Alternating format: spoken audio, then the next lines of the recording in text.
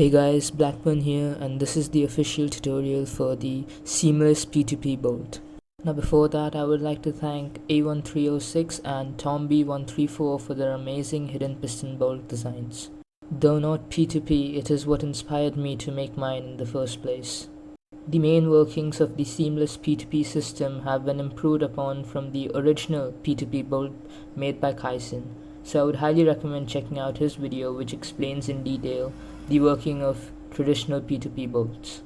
But I'll try my best to give a rather quick summary of how everything works and how it has been upgraded to be fully seamless. And what better place to begin than by taking a ride of the beauty. All you have to do is place a cart and hit the note block, and just like that, pistons emerge from the ground pushing you forward.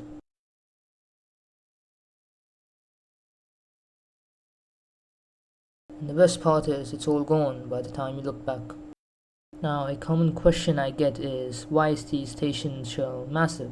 Like, what's up with all the comparators? Well, to explain that, we must take a short class on redstone pulses. Now, since we use varying redstone signals, we are forced to use comparators and are disallowed from using any repeaters. But a major problem with that is this. Comparators don't accept redstone pulses. So we do the next best thing by making the pulse just long enough for the comparator to accept it. And this is exactly what this mechanism right here does. So now that's cool and all, but why do we have so many of them, right? Well, the answer to that question is that it's not just one pulse that we use, it's actually 5 of them, with very specific delays, hence all the comparators. Now let's see the actual hiding mechanism, shall we? We have the flush top right here where the rails go, and then we have the actual contraption. Far easier than it looks, huh? Now the first pulse goes to the bottom line, powering this piston right here. Then we have the second pulse powering that piston up there. And then we have the firing pulse responsible for actually pushing the cart. This is hooked to the bottom line. And finally we have the closing sequence, which goes top, bottom and top. Now the cool thing here is that the last top pulse actually quasi-powers this piston through this block, and the actual block update is sent by this note block right here. Moving forward, we have intersections. That's where the cart goes, and this right here is the selection book. Goes from 0 to 15. Now the actual workings of P2P are hard to explain, so I will link a video for that, but in summary you basically take the book and pick a signal strength. This signal strength is the number of stations you want to cross when counted counterclockwise.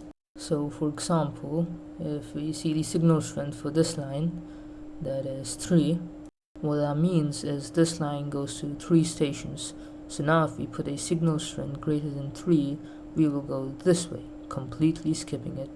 So now if I just place a cart, hit the note block, voila! Would you look at that? Since the input strength was not greater than 3, we ended up going right. Now if I change that to 4, it goes straight. But now you might ask, what if I want to skip straight? Well, you just add up the powers. So if we just check this, it's on a 3. Note both the lecterns must always be the same. So now if we add 3 of this line and 3 from here, we get a 6. And if I plug in something bigger than 6, it goes left. Lovely, innit? Now say I want to skip left 2. Well, we just add the strengths again. Let's check this out. It's 3 again. So now if we add this to the 6 we had earlier, we get a 9. Now say I put in a 10. The cart should in fact loop and come right back. There it is. So that's the explanation of the junction done. Let me also give you a quick ride.